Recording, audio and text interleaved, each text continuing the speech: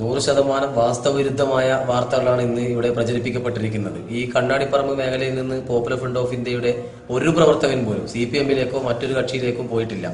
മറിച്ച് കഞ്ചാവ് വിൽപ്പനയുമായി ബന്ധപ്പെട്ട കൊട്ടേഷൻ സംഘങ്ങൾ, നിലവിൽ CPM-ന്റെ പ്രവർത്തകനായ റോഷന്റെ നേതൃത്വത്തിലുള്ള സംഘങ്ങൾ ഇവിടെ നിരന്തരമായി കഞ്ചാവ് വിൽപ്പന നടത്തിക്കൊണ്ടിരിക്കെ നാട്ടുകാർ അതിനെ ചോദ്യം ചെയ്യുകയും പോപ്പുലർ ഫ്രണ്ട് ഓഫ് ഇന്ത്യയുടെ പ്രവർത്തകന്മാർ ഉൾപ്പെടെ ഇവരുമായി വാക്തർക്കത്തിൽ ഏർപ്പെടുകയും തുടർന്ന് സംഘട്ടനത്തിൽ റോഷന് പരിക്കേൽക്കുകയും ചെയ്തിരുന്നു.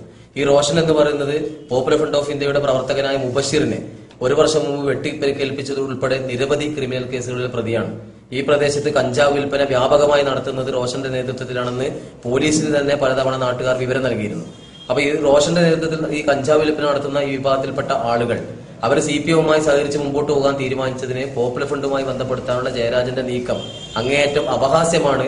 ഇതിനു പിന്നിൽ ശക്തമായ ഗൂഢാലോചന തന്നെ നടന്നതായി നമുക്ക് മനസ്സിലാക്കാൻ വേണ്ടി കഴിയും. പ്രത്യേകിച്ച് പാനൂർ മേഖലയിൽ നിന്ന് OK വാസുമാസ്റ്ററുടെ നേതൃത്വത്തിൽ RSSന്റെ ക്രിമിനലുകളായ ആളുകൾ CPM-ലേക്ക് ചേക്കേറിയപ്പോൾ അവരുടെ പാർട്ടിയിൽ തന്നെ ഉണ്ടായ ആഭ്യന്തര പ്രശ്നങ്ങളെ മറികടക്കാൻ കഴിയാതെ CPM-ന്റെ നേതൃത്വം പ്രതിസന്ധിയിൽപ്പെട്ടിരിക്കുന്ന ഒരു സമയത്ത്, അതോടൊപ്പം തന്നെ നമ്മുടെ പോപ്പുലർ ഫ്രണ്ട് ഓഫ് ഇന്ത്യയുടെ പ്രവർത്തകനായ സൈനുദ്ദീനെ വധിച്ച കേസ്, ആ കേസിന്റെ വിചാരണ പൂർത്തിയായി ഈ മാസം 12-ാം തീയതി എറണാകുളം CBI കോടതിയിൽ അതിന്റെ വിധി വരാനിരിക്കെ ന്യൂനപക്ഷങ്ങളിൽ നിന്ന് കൂടുതൽ അകന്നുകൊണ്ടിരിക്കുന്ന CPM അത് മറികടക്കാനുള്ള ഒരു തന്ത്രം കൂടിയാണ് ഇവിടെ പ്രയോഗിച്ചിരിക്കുന്നത്.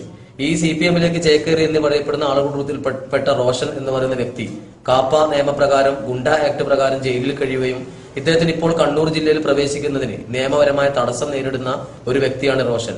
ഇങ്ങനെ കഞ്ചാവ് കച്ചവടക്കാരായ ആളുകൾ അവർ CPM-ലേക്ക് ചേക്കേറിയപ്പോ, അവരുടെ സംരക്ഷണം CPM ഏറ്റെടുത്തപ്പോ നാട്ടുകാരിൽ നിന്നുണ്ടായ ശക്തമായ എതിർപ്പിനെ മറികടക്കുന്നതിന് വേണ്ടി കൂടിയാണ് ഇത്തരത്തിൽ അങ്ങേയറ്റം തരംതാണ നിലപാടുകളുമായി CPM രംഗത്തെത്തിയിരിക്കുന്നത്.